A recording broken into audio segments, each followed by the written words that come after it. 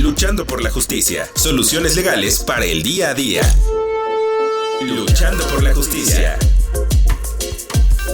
Hola, ¿qué tal amigas y amigos de Luchando por la Justicia? Esperando que se encuentren muy bien y que tengan un viernes espectacular. Yo soy Jessica Torres y nos escuchamos a través de Ciudadana 660, todas las voces del Instituto Mexicano de la Radio. Invitarlos como cada viernes a escuchar el contenido que generamos para todas y todos ustedes, que se pone también a disposición en la página del Imer Radio. Y el día de hoy tenemos a una súper invitada. Ella es abogada por la Escuela Libre de Derecho, cuenta con una maestría en Derecho Electoral por el Tribunal Electoral del Poder Judicial de la Federación, en donde también ha sido secretaria de Estudio y Cuenta, y pues bueno, actualmente trabaja en la dirección jurídica del InfoEM y cuenta con muchos estudios en materia de transparencia, en materia de violencia digital, protección de datos personales, y también tiene la oportunidad de ser articulista en la revista Paréntesis Legal. Querida Dani, bienvenida a Luchando por la Justicia del Imer Radio.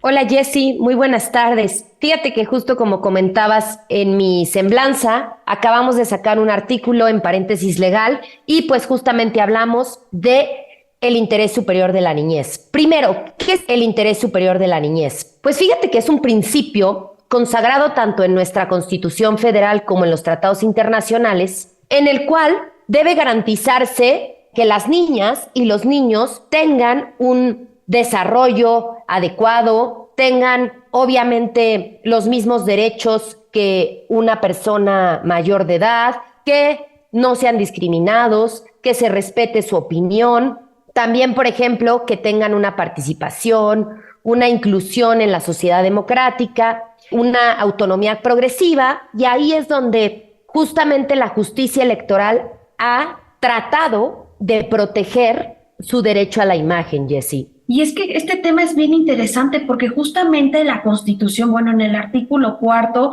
pues prevé que esta protección debe ser, como bien dices, en aras de garantizar de manera progresiva y de la manera más garantista posible a los derechos de la niñez, y justamente como nos explicabas, hay derecho a la vida, pero también tienen derecho a esta identidad.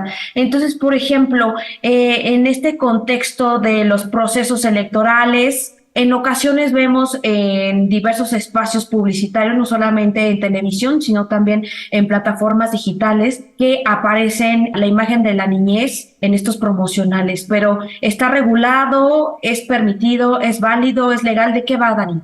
Fíjate que tanto el Instituto Nacional Electoral como la Sala Superior del Tribunal Electoral del Poder Judicial de la Federación y la Sala Especializada han dictado diversas sentencias y, en el caso del INE, lineamientos para que sea protegida su imagen. Por ejemplo, que exista consentimiento por escrito o por cualquier otro medio, ya sea de sus padres, sus tutores o de quienes ejercen la patria potestad.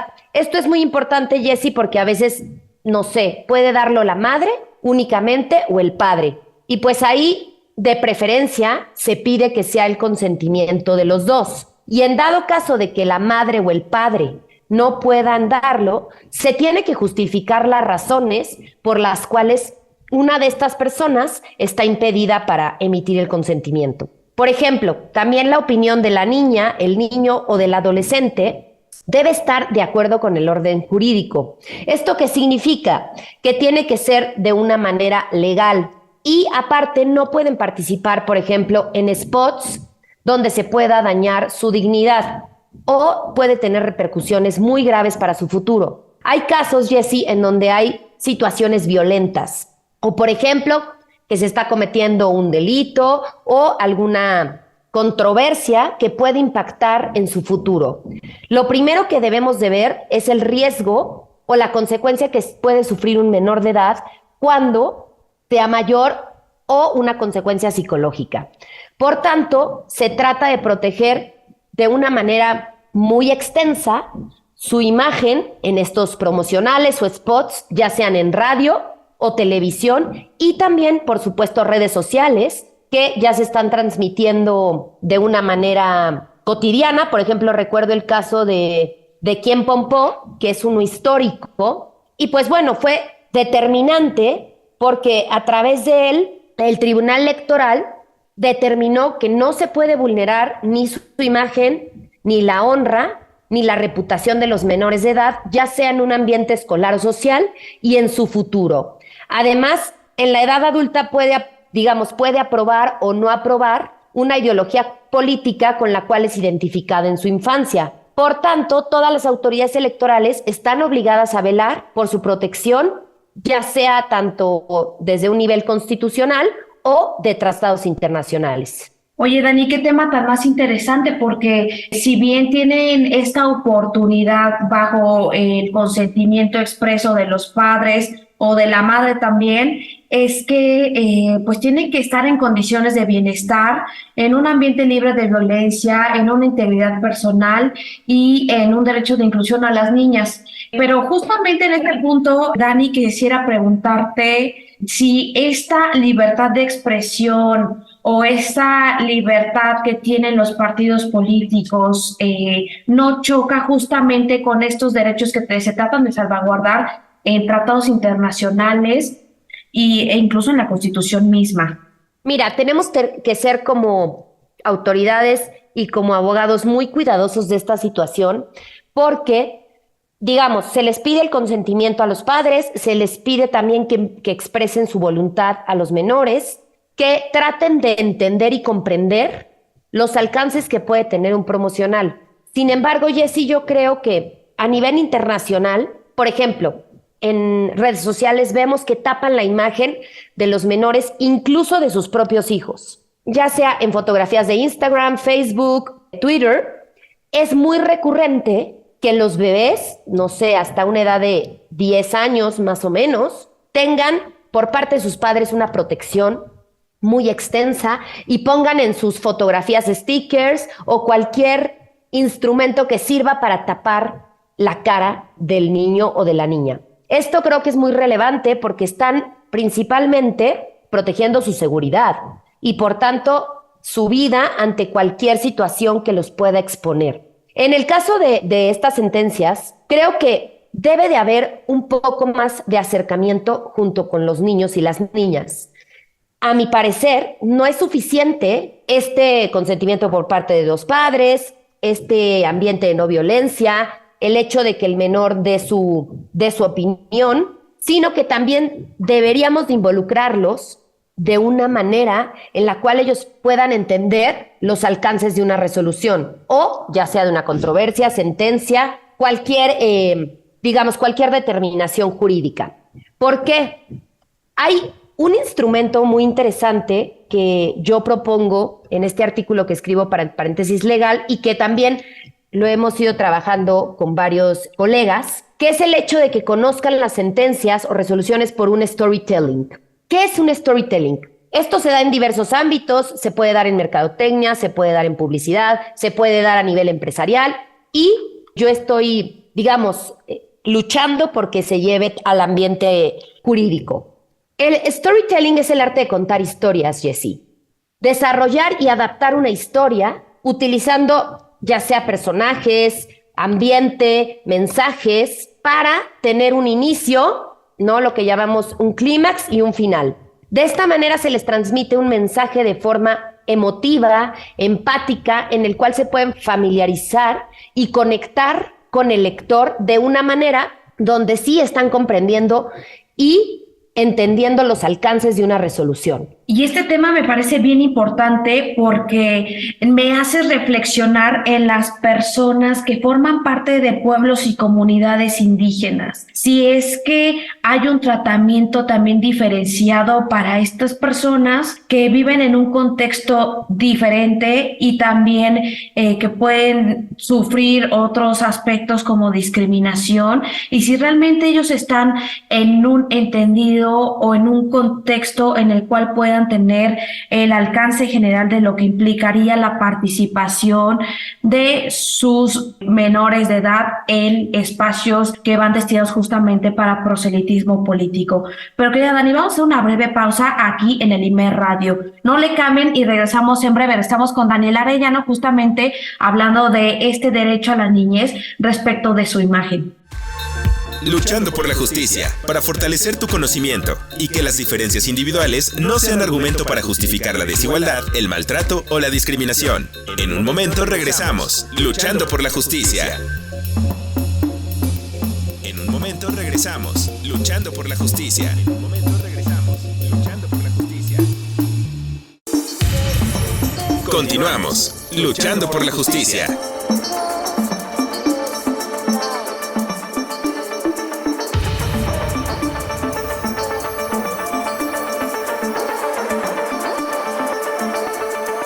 Amigas y amigos de Luchando por la Justicia, ya regresamos de una breve pausa aquí en el Instituto Mexicano de la Radio. Invitarles nuevamente a escuchar el contenido de este programa, así como diversa información que tenemos disponible para todas y todos ustedes en la página del IMER.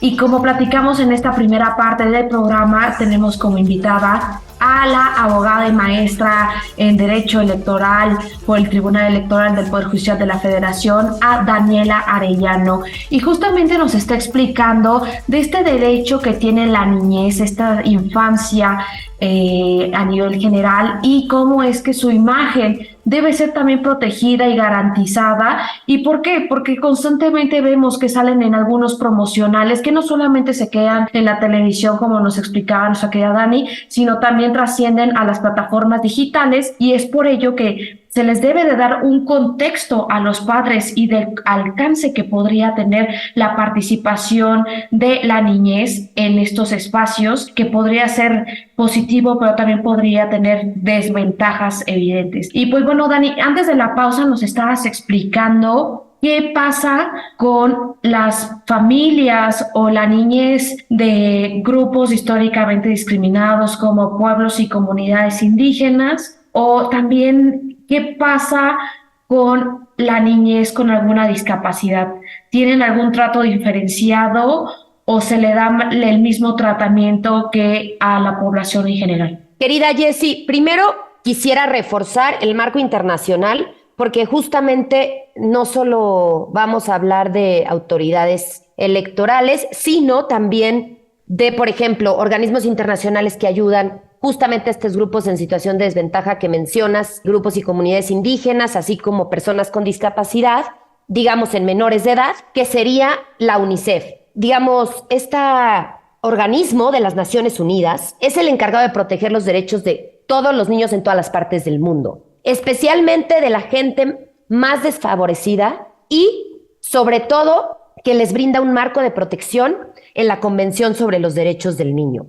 También existen otros instrumentos internacionales sobre los cuales nosotros tenemos que guiarnos, ya sea convenciones, declaraciones, las determinaciones de la Corte Interamericana, pero por ejemplo, tenemos la Declaración Universal de Derechos Humanos, el Pacto Internacional de Derechos Civiles y Políticos, así como la Convención Americana sobre Derechos Humanos. Este marco regulatorio, si bien nos brinda principios y ejes fundamentales que tenemos, digamos, como autoridades, guiarnos para evitar la discriminación, proteger el interés superior de la niñez, el desarrollo de la personalidad de los infantes y el respeto a su opinión de acuerdo con su edad y madurez, también da un marco reforzado para los menores de edad que pertenecen a grupos y comunidades indígenas. Por ejemplo, en el caso de grupos indígenas, muchas veces todo lo que se debe de transmitir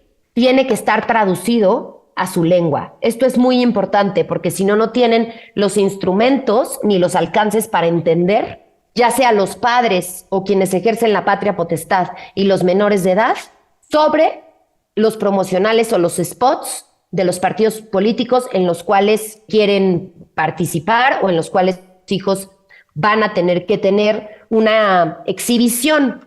En el caso de que sea, por ejemplo, exhibiciones incidentales, se debe de difuminar siempre la imagen de los menores. Esto es muy importante porque varias veces, tanto los partidos políticos, meetings o cualquier situación donde se exhiban menores, en redes sociales vemos la imagen de los menores de edad. Esto no se puede, no existe el consentimiento ni de los padres ni de los menores. Debe difuminarse su imagen, aunque estemos en comunidades indígenas, en algún lugar público. Esto es muy importante. Sin embargo, para las personas con discapacidad y, por ejemplo, menores que pertenecen a comunidades indígenas, pues tendrá que dárseles un tratamiento reforzado, y es ahí donde yo también propongo que justo a través del storytelling y el arte de contar historias, llevemos a través de imágenes, ya sea historietas, ya sea cómics, cualquier imagen o infografía didáctica y sencilla, ya sea en la lengua español o en la lengua de los grupos o comunidades indígenas, para que los menores estén en posibilidad de comprender y entender cuál es el significado de estos spots y qué repercusiones podría tener en un futuro. Y que sin duda, bien lo comentas, Dani, podría ser menos agresivo, menos invasivo para la esfera jurídica, no solamente de las niñas, los niños, las adolescencias, sino también de las familias, y que también este tema se pueda transversalizar con como dices, enfoque diferenciado para poder ser más garantistas de los derechos de aquellos grupos vulnerables como personas con alguna discapacidad, como esta composición de las familias no tradicionales, es decir, de la diversidad sexual también podemos pensar, o también incluso el de los pueblos y comunidades indígenas, que sin duda el acceso a plataformas digitales significa un reto. Pero justamente dentro de estos retos que nos estás platicando, querida Dani, ¿qué otros retos todavía tienen las instituciones? ¿Algún tema de política pública? ¿Qué hay más por hacer respecto de este tema para seguir garantizando? ¿O solamente con las sentencias se es suficiente? Sin duda, el marco normativo y las sentencias son un referente, pero nos falta mucho por avanzar. Por ejemplo, recuerdo en una conferencia que impartí, una persona de una comunidad indígena comentaba que justamente los partidos políticos abusaban de los menores de edad, por ejemplo, al convencerlos de una cierta ideología o de ciertos programas o planes de trabajo en los cuales pues obviamente los menores estaban en una situación de riesgo porque no conocían otro partido, porque no tenían todavía la edad para votar, porque ya estaban, digamos, siendo mal informados. Y creo que esa es una de las políticas públicas que como Estado tenemos que enfrentar, ya que no solo los menores de edad tienen la posibilidad de participar y digamos, tanto en una educación cívica que se da en las escuelas, con valores, con cultura democrática. Siempre corren el riesgo de que desde pequeños sean influenciados por parte de una cierta ideología política, y pues esto puede repercutir y tener consecuencias severas en su futuro, ya sea no van a emitir un voto libre al cumplir 18 años, y tampoco van a poder participar de una manera en la que ellos puedan ejercer su propia voluntad. Esta es una de las políticas que creo que es necesaria. Llevar también el storytelling tanto a las sentencias como también a cualquier cierto acto o conocimiento jurídico es muy importante para que ellos a través de una historia se familiaricen y tengan empatía con la controversia o con ya sea la propaganda o la determinada situación política o jurídica que estén viviendo. Y también creo que es muy importante ir estableciendo parámetros claros para los casos que tú comentas, Jessy, para los menores con discapacidad y para los menores que pertenecen a grupos y comunidades indígenas o que pertenecen a la comunidad LGBT. Es necesario que las autoridades establezcan también de una manera reforzada reglas y parámetros en las cuales también se les dé un tratamiento reforzado, porque obviamente tienen distintos contextos culturales, históricos, que aunque ellos todavía no sean mayores de edad y puedan conocer todas estas ciertas protecciones, ya tienen derechos indispensables, fundamentales, humanos, y por tanto deben tener este tratamiento reforzado. Y sin duda es un reto pendiente no solamente para las instituciones, sino también para los partidos políticos, para las agrupaciones políticas, para los colectivos, incluso también para quienes aspiran a ser candidaturas independientes, el que su contenido genere el mayor bienestar justamente para la niñez, para las primeras infancias, y que se sigan garantizando sus derechos y que ello no sea un estigma o un estereotipo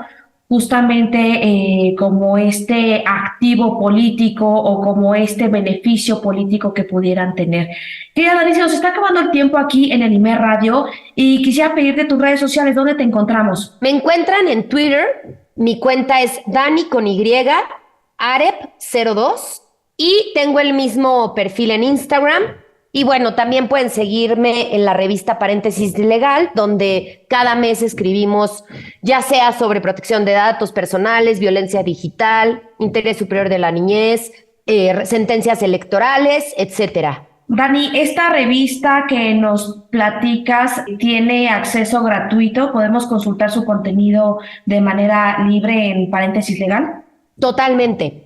Somos varios, bueno, tengo conocimiento que somos varios egresados de la Escuela Libre de Derecho, los que escribimos de manera mensual. También hay, obviamente, abogados y abogadas de otras universidades. Todo es gratuito, pueden tener el acceso gratuitamente. Y también, si alguien está interesado o quisiera escribir un artículo, también con toda la confianza que les puedo proporcionar, pues bueno, y yo el conocimiento que tenga de esa materia, podríamos trabajarlo de manera conjunta.